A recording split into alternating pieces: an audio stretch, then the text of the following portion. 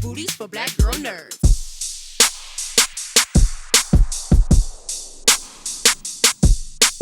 Thank you guys. So much fun. It gets better and better. Season one was already good. And then we get to season two. And all I kept thinking was you found love in a hopeless place because it's dark and gritty. Could be sexy, could be gritty in Chicago. You never know what you're gonna get. You never know. You just never know. With beginning with you, Cecily, for Melissa, this season we get to see you can't ever go back in a relationship in life. You can never get a redo. You can only move forward. And now after this honeymoonish beginning, both of your characters are into the next season of their relationship, and there's some self growth that is happening apart from who they are as a couple. With that, how would you describe Cecily, how she's evolving and realizing who she is outside of this beautiful relationship that she's gotten into in season one? Yeah, I think her confidence had dipped a bit, and which is sort of, I think, all girls especially can deal with. And singing Maybe It's My Turn felt like a song that would have meant so much to me to hear in high school too. And I think loving who you are as a real person, and not just having to have this fantasy to know, like, it's the fantasy that makes you happy, when it's like, no, it's what's in you that should make you happy, and loving what you really are, and getting the chance to see that you're great, you're better than you think. I look at how both Melissa and Josh have evolved. And Keegan, over to you. I love the time that's spent in the hippie community and what Topher means to him in sort of like valuing community and being around people, something that he's not the biggest fan of. What is that community unlock for him specifically that makes him think, okay, maybe community is not a terrible thing. I was resistant to it. I was resistant to coupling, but now here we are. Yeah. And I'm becoming more. I think part of it, and not to be droll, but part of it is the drugs. I think they do unlock something in us, and certainly in Josh. But also, I think he starts to see the entire place of Schmicago as one big organism. He starts to see it all as one big community, and it starts to unlock things for him in relationally with Melissa. He goes, oh, this is what she's been talking about. You know what I mean? This is what she means in regard to, we can take care of everybody else. Why don't we try to make everybody else happy? It's lost on him at first. And then when he discovers Topher, he goes, oh, okay, all right, I see that when you're helping others or sharing with others, you'll get something out of that as well. Everybody benefits. It's a win-win-win situation. And I think that time at the commune is what unlocks it. It's that for him to say, okay, we can. I'm on board. I can help. It looks like we could try to help everybody here. Mm-hmm. And lastly, because they're wrapping me up, you both have the beautiful benefit of being in all the different places. I think you're the only characters that get to reside kind of in every set or every scene or every place. Cecily, for you, if you could pick just one to live in for your character to live in for the whole time, which would you pick? I mean, they're all great, and the club is very fun and has those back rooms, but a lot of the clientele is a little freaky, so I would go with the hippies. For you, and you can't say the hippies. You have to say somewhere. Okay, I guess I would go live at the club with the freaks. With the freaks. With the freaks. Okay. The girls who are dancing with legs that go all the way behind their heads, and that hilarious. Hilarious. They're wrapping me. I could talk about this all day. Thanks, guys. Thank you. What Thanks, great questions. Andrea. Those were terrific questions. Yeah. Thank you. Thank you so much, Cinco, for your time. Listen, I love theater. I was theater kid in high school. This is a fun era because I've done a couple of these plays that they're that inspired them during my line. And I thought about this vehicle for Schmigadoon, Schmicago, about Josh and Melissa's relationship and how you can never go back to where it was. You know, you start in the honeymoon phase and everything is so butterflies and flowers, but then, you know, you have to shift into a new season of your relationship. And now it could be sexy, could be gritty, who knows?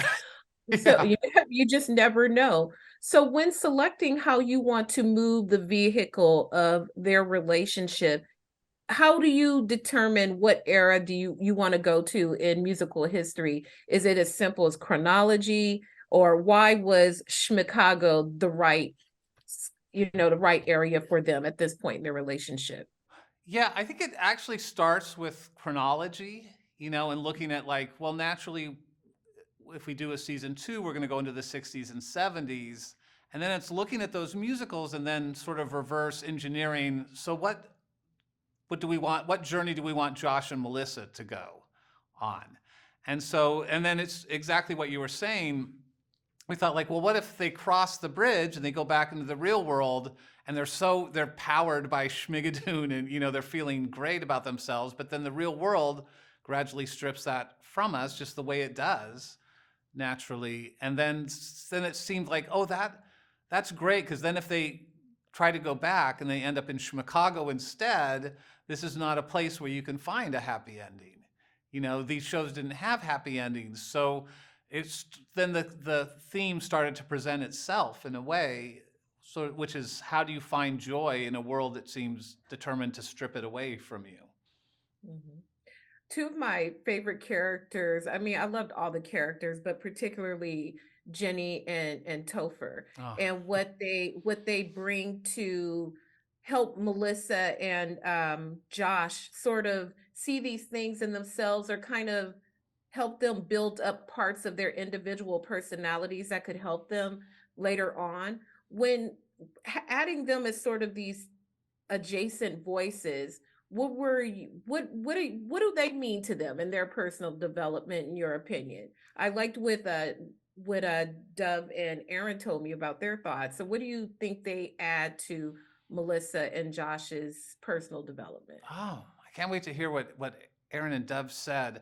Well, I think it was really important to me that they each developed these friendships that are real, that feel like real friendships, and I also thought it was nice that Cecily didn't have much interaction with Dove in season 1, and Keegan didn't have much interaction with Aaron, so it was nice to mix that up. But I think Aaron's character is feeling lost, and he's searching for happiness in a similar way to Josh, but he talks about the value of community, which is something that Josh kind of rejects, right? He's a loner. He doesn't like being around people. So Josh kind of has to learn that, oh, there is joy to be found in community and being with other people. And then through Jenny, I think Melissa starts to realize the joy that can be found in performing, right? Or like using your talents. And so both of them, it's nice that you pointed that out, unlock something in Josh and Melissa that helps them to see, when I go back to the real world, maybe these are ways that I can still find joy. Mm-hmm. Yeah, I just love that relationship, because when you start a relationship, when you finally get to the point that you want to be together, it's so happy, but then who are you? And it gets kind of lost in that, after that honeymoon stage. Yeah. Wow, they're giving me the hook. I think about this all day. Thank you for your time. I love this season so much. I cracked up. It was so fun. Thank you again for your time. Thank you so much. Appreciate it. Take care. Thank you guys for your time. Hello. Hi, Giandra. Hello. I want to start with you, and Madam Frau is so funny, because I don't know how many people know that means like woman. Yes. Madam Woman. And it's so funny. And I thought about like villainous, ominous-y type of characters. What do you think makes for a good antagonistic comedic musical villain that you wanted to build Madam Frau into? First of all, what are the elements? I don't think of her as a villain. Yeah, I'm like, how do we for not a villain, but not the No, I'm not rainbow nice. person. Mysterious. I'm not good. Period. You know what There I we mean? are. But I'm not bad. Terrible. I just feel like it's, she's a complicated character. And that there's something fun about playing that kind of line of like slightly sinister, slightly criminal. Nobody's really sure where you're gonna go. Slightly criminal. Yes, okay, occasionally criminal. But like there's something, there's just something kind of fun about that. I like that sinister. Like you might take a couple grapes from the store without paying for Oh, them. sure, absolutely. Or kill someone. Or kill someone, whatever. Or kill whatever someone. happens to be that day's problem. And for you, over to you, Jamie, for Sergeant Rivera. Yeah. I mean, the same type of things. What are the elements that make these sinister characters pop? He's a very troubled man. He's a very troubled man. He has been under the constant. I want to make up a word. Are you ready? Or does it exist? Let's do it. Subjugation. It exists. Yeah, subjugation, that's a word. Of That is CRAD, a of word. CRAD and CRAD Industries. And of course, his passion is a different passion than to be a mean cop, obviously, right? So imagine living under this pressure of not being able to really be who you want to be. So it was fun. I mean, the characters, the show is fun, but like Anna was saying, the show is super fun. But we do construct the characters from somewhere, from a place, and that's super fun. Mhm. I mean, I love it. I was a theater kid in high school. This is like a theater kid wet dream, like part 2. So the Yeah. first season was amazing. This season is amazing. And with that fun element, there's a tremendous amount of work from the costuming to the songs, dance. There's so much that goes into bringing a show to life. What is back over to you, Anne, what is the length of time that it takes to shoot, like just even one episode? Because they're so chock full of so much good entertainment. That's hard for me to say because once we start the season, we kind of just shoot out of order. Do you know what I mean? It's like scenes are sort of grouped by location. So we're shooting all 6 simultaneously. Yeah. Does that make sense? Mhm, It's mhm. not like a 6 or 7 day per episode kind of thing. We are very scattered. Yeah. Like Annie's saying, we depend on the sets. So if that week we're gonna be at the hippie commune, for example, or whoever's gonna be at the hippie commune, then that's all they That's shoot all that all gets of that right. exactly. That gets all shot. All the scenes from the season get shot there at once. Does that make sense? And then we move to the Absolutely. club and we move to all the different locations. Yeah. So I just felt like I was there forever. I was there from like the middle of May to the end of July, right? Exactly. But I didn't work all of those days because I was never in the hippie commune. I was never in jail. I was never, all these different places. So, but yeah, Maybe Madame Frau should be in jail. yeah, probably. I mean, I probably will be after the season. Well, okay. So since you're not in all of the scenes. So if you could switch and live in one of the other sets, the hippie coming, any of the other places, and where would you want to live? Oh, If you had to live somewhere else? the courtroom. I really, really loved those courtroom scenes. Yeah, they were fun. And how about you, Jamie? Where would Oh, you the wanna hippie live? commune naked, 100%, 100%. With or without the weed? Exactly. I will have even more hair, That's right. and we would all be naked. So great. That's a winner. Well, your hair is fabulous. Thank you Okay. guys. They're giving me the wrap. Thank you so much for your time. It was super fun. Thank you. Thank you, Chandra. Thank you so much. Thank you guys for your time. I appreciate it. This was so fun to see you guys this season. It's a great era of musical theater. It's sexy and it's still funny and all of these amazing things from this era. Beginning with you, Dove, I thought about the characters that you both play for Jenny and for Topher and how they kind of like are these voices for our main people that move them along, maybe make them a little fun, maybe loosen up a little bit. How is your approach to making Jenny come alive? Is she the voice of reason, the push along? How would you describe what she means to the main cast, to the main character? That's a really good question. One that I actually haven't thought about. I think that I think that all of the characters in Schmicago or Schmigadoon are used as like tools of self-actualization for our leads, you know? So they're like facets and reflections, and they represent like mini lessons, but they're also the thing that Cinco does so brilliantly is he gives them a humanity that makes them not just, you know, objects or things to push the storyline along. So I do think that Topher and Jenny are sort of like people that assist Melissa and Josh in sort of like seeing where they go wrong, or like, you know, ways in which we always witness things when they're being, you know, sort of exposed to us via other people learning those lessons. So like Josh and Melissa helping Topher and Jenny, I think does help their characters along quite a bit. But yeah, I don't know. My approach, I think, is just these characters, you have to be so earnest. You just have to be so earnest and so open. And then I think that the script and the characters and the chemistry stands for itself. Thank you. And the same over to you, Aaron, you know, thinking about Topher and what he means to Josh and where they are in their relationship. And he brings a different perspective, even if it's in a comedic way, like, you know, it's okay to not do the traditional thing. It's okay to hang out and be naked with your friends. Well, that's how it's okay. It's okay. So what is your perspective on that, on how he furthers Josh along in sort of his personal development and being even more of a actualized person?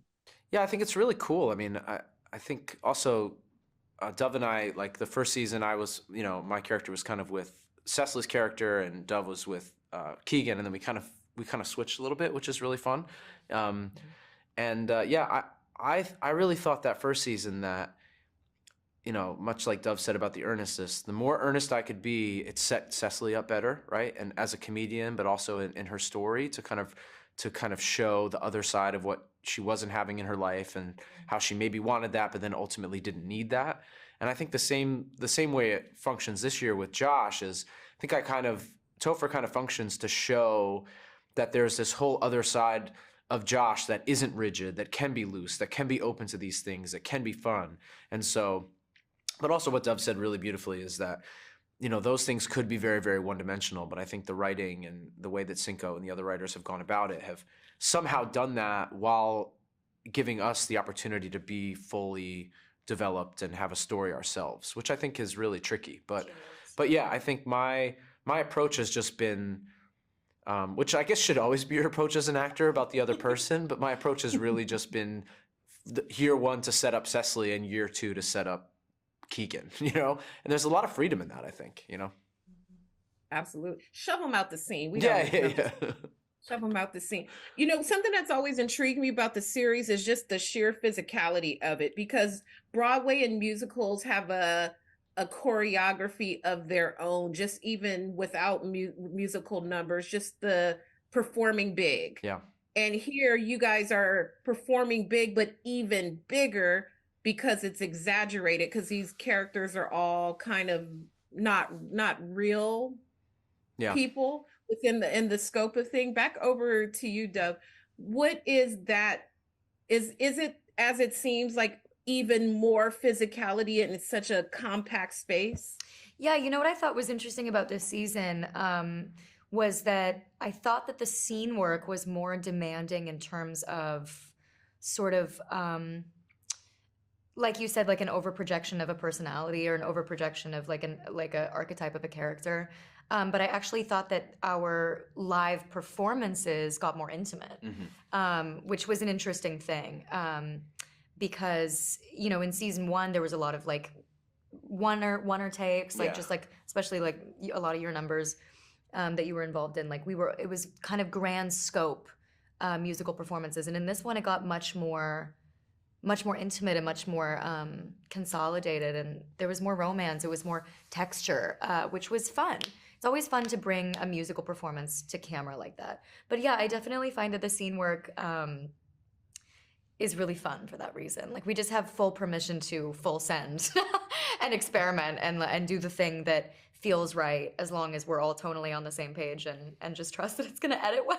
That first scene that you come in and kind of go full Liza though is like amazing, right? The scene work. No, it's just like the cadence that's there. And, you know, Dove and I have both done other musical forms like on camera, right? And I found in those other worlds that I've tried to make it much more real, much Yeah. more realistic. But with this, I actually find it's the opposite. Like this, I find in the scene work especially, I feel like I'm being broader than even I am on stage. Well, yeah, I think that's what she was Yeah, saying. it's where she was very, like, it's interest. yeah. It's an interesting, but I think it Challenge. harkens back to what we were talking about setting up Cecily and Keegan.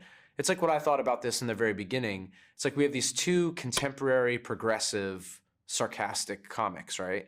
And those people don't exist in these kind of worlds. So I felt like the more we can push, it gives them a chance to cut to them and just go like, you know, right? Yeah. Just to react to it. So I don't know. It's a very unique thing because it's way more broad than even I think stage work sometimes.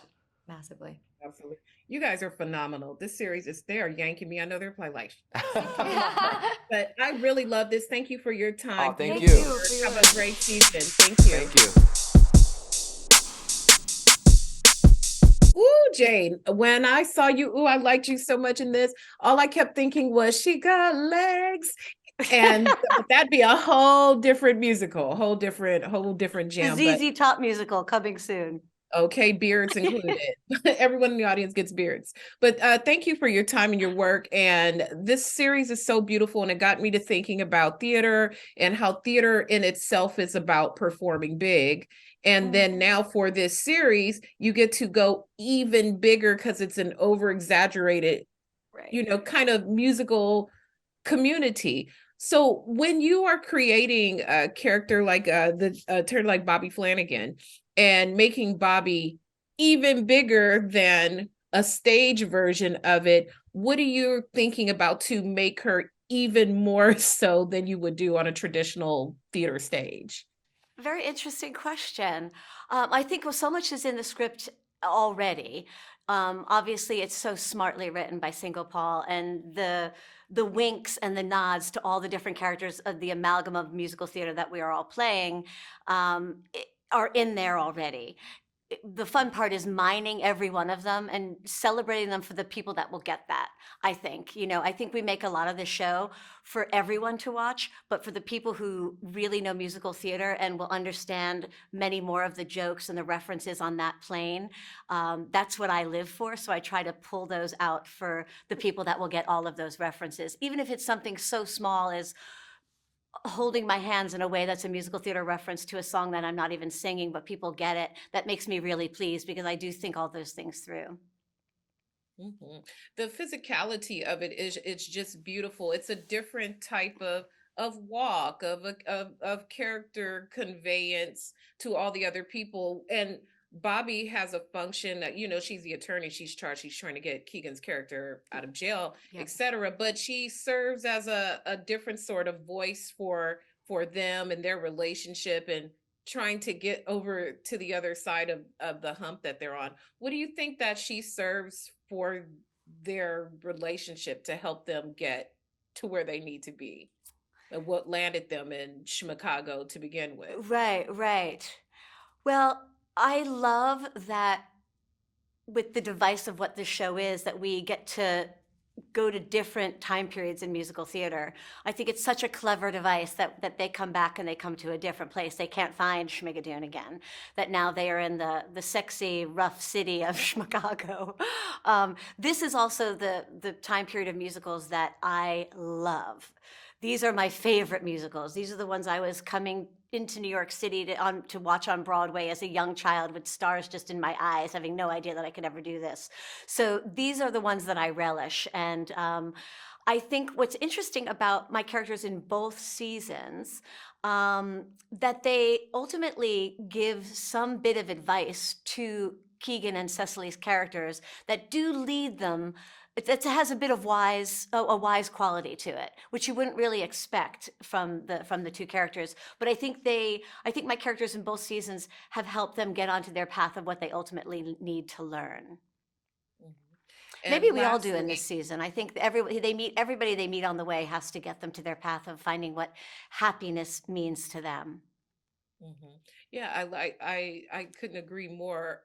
Lastly, if there's lots of different sets. There's the hippie commune, there's the court, there's the house, there's all these different places. If you could live in one of the other places forever that you're not already shooting in, which of the other places within Schmicago In would you wanna Schmicago. reside? In Chicago, I would Yes. absolutely pick the hippie village. It's mostly because I never get asked to play those parts, and I was so jealous when they were filming their numbers. I love those numbers, and seeing them in their hippie outfits. I never play those parts. I never get asked to play that sort of free love, hippie, relaxed kind of person. And so I would totally pick that, just to have the fantasy of being in that world once. You are amazing. I enjoyed you so much. Thank you for your time. Have a beautiful season. This was so much fun to watch. Thank you. Thank you. Take care.